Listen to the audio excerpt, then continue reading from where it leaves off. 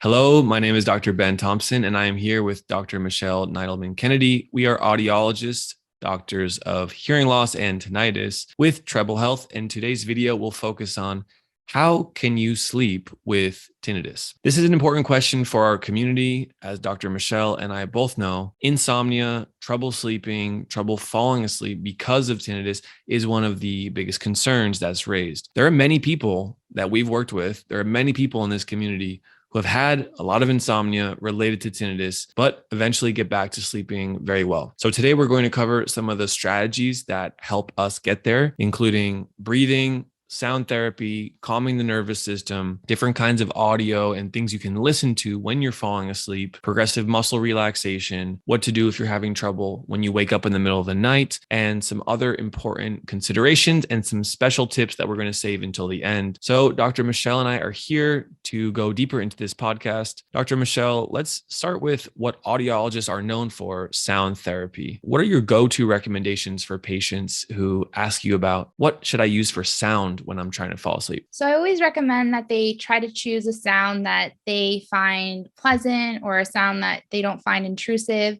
So oftentimes it ends up being either white noise or some kind of natural nature type of sounds, rainfall, wind, ocean waves, but essentially it's whatever you prefer. So no matter what you've read on the internet before or what someone else has recommended, you have to choose whatever sound you find pleasant and comfortable, because that's what's going to be best suited for you to be able to fall asleep. And there's a lot of different ways for you to get those sounds into your sleep environment. And again, that's based on personal preference. So some people find that just simply sleeping with the fan on or sleeping with their windows open provides enough sound therapy and when they're going to sleep at night.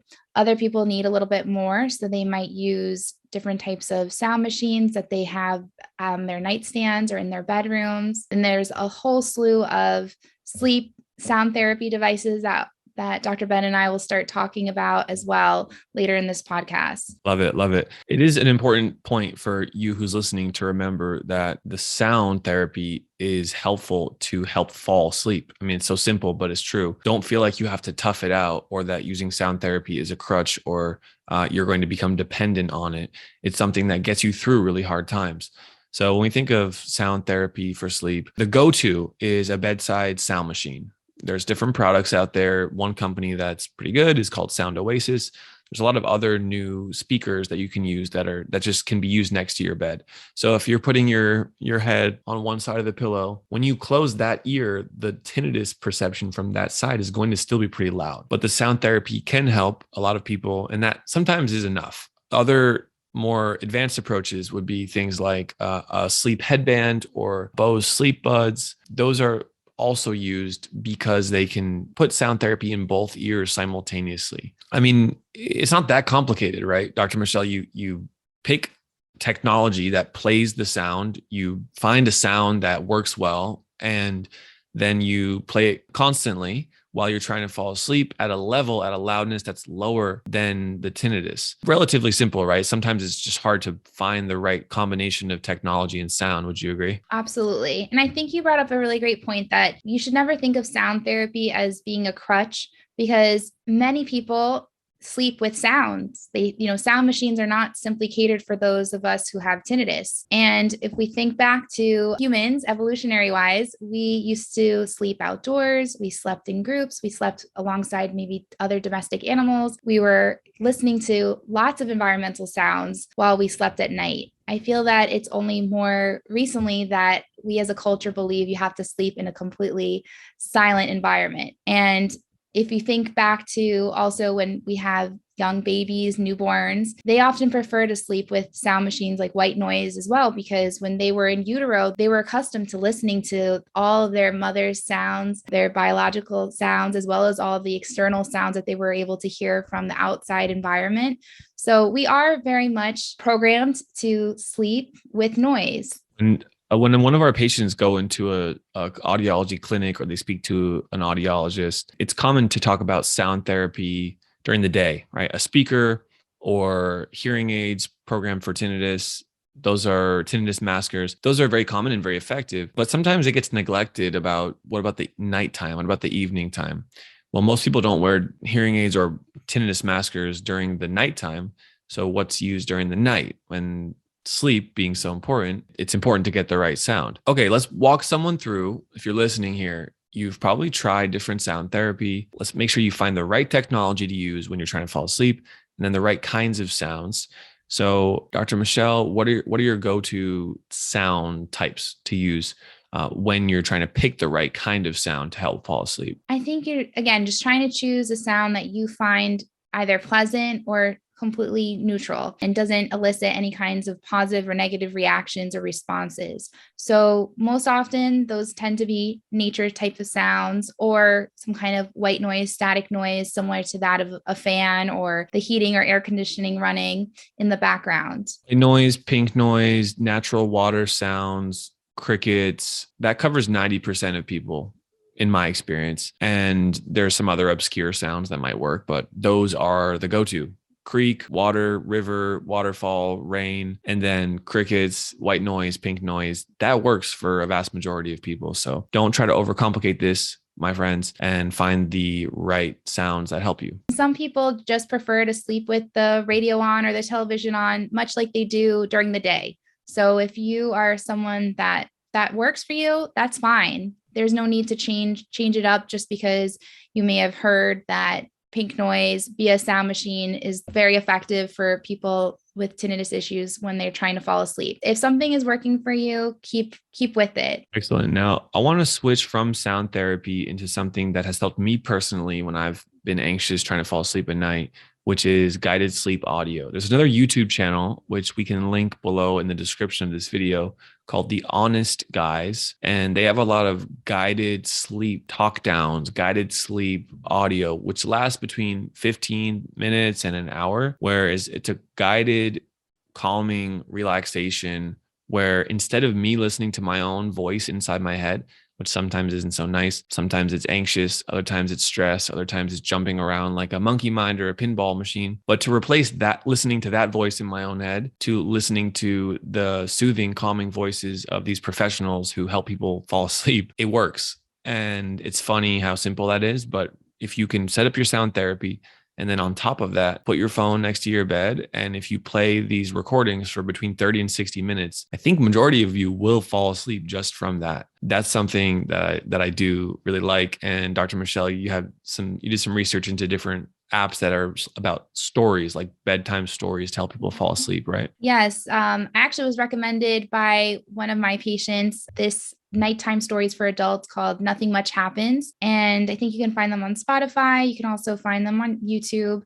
And it's basically listening to nighttime stories. They're very soothing, relaxing, and they help lull you, back to sleep. Many of these stories, they'll repeat more than once. So you may not fall asleep the first time around, but you may end up falling asleep the second time. And I've often recommend if you find something that works, so whether it's a sleep guided audio or the nighttime stories for adults, you'll be able to find so many other variations of these on YouTube or via different apps. Like I know the Calm app has some stories as well as the sleep guided audios. The Auto app as well has some of these resources. So you'll be able to find a lot of these within some of the apps that you may already have and are using for tinnitus management, but you'll also be able to find a lot of them available to you on YouTube or Spotify, for example. Excellent. All right. So we have 3 tips so far. Number 1 is sound therapy. Number 2 is the guided sleep audio. And number 3 is the sleep stories. Now, something that works for a lot of our patients here in the tinnitus community with Treble Health is meditation. For those who do not know what meditation is, it's breathing in and out and observing your breath, or while you're breathing in and out slowly, gently, you're observing your thoughts. And that's the whole practice. What it does is it creates some space between negative automatic thinking and reactions coming from the mind, as well as calming and settling the body. So for those of us who are anxious or stressed or on edge because of tinnitus, we can't change the tinnitus, but we can change our reaction, and we can certainly change our behaviors. So calming, settling the mind, and calming and settling the body shows the brain that we're not under that much stress or fight or flight state or panic, or we're not actually in danger. So breathing slowly, carefully can program the mind and the brain that we're at more of a state of ease and relaxation as opposed to intensity and stress. I personally have been practicing meditation almost every morning for about 5 years, and I really notice it when I don't do it. When I do it, it's a calming practice for me in the mornings. Now, it's also common to use this breathing technique in the evenings. On this YouTube channel, we have a 7-day meditation series that what I created about a year ago. And you can find that by searching Tinnitus Meditation Challenge. You can use those meditations to help you calm your body and calm your mind before you go to sleep. So that's tip number 4. We have a few more tips left. Progressive muscle relaxation is a variation on meditation. It's similar, but different. Dr. Michelle, have you ever used that yourself, or do you have patients who have used progressive muscle relaxation? Both. I actually vividly remember first being introduced to progressive muscle relaxation in my physical education class, I think in middle school. So it was probably a very good time of our lives when we were starting to feel more stress and more anxiety. And essentially what it does, you can do also, I want to add that you can do this independently or you can do this guided. Again, there's many different audios that you'll be able to find on different channels on YouTube, for example, that can help tell you exactly which muscle groups to relax and contract. But essentially, when you're lying down or sitting, you are trying to focus on isolating different parts of your body, different muscle groups, and you are tensing and relaxing them. And you may be counting a certain amount of so holding the relaxation and the contractions for a certain amount of time, as well as breathing in and out. And so you try to work from, let's say, the bottom of your feet, your toes, all the way to the top of your head. And in that process, the hope is that it relaxes you enough and that maybe you fall asleep even before you've made it all the way through the different muscle groups in your body. This is also somewhat similar to body scan, and body scanning, I think, is about the same. I'm not as familiar with that method. I don't know if you are, Dr. Ben, and you can kind of provide some information about the body scan technique. Yeah, body scan is similar to progressive muscle relaxation. I would say the goal of progressive muscle relaxation is to relax each muscle, tense and relax, whereas the body scan is more of observing whatever's happening there. It's not necessarily goal oriented, but it's more of an awareness observing process. Yeah. All right.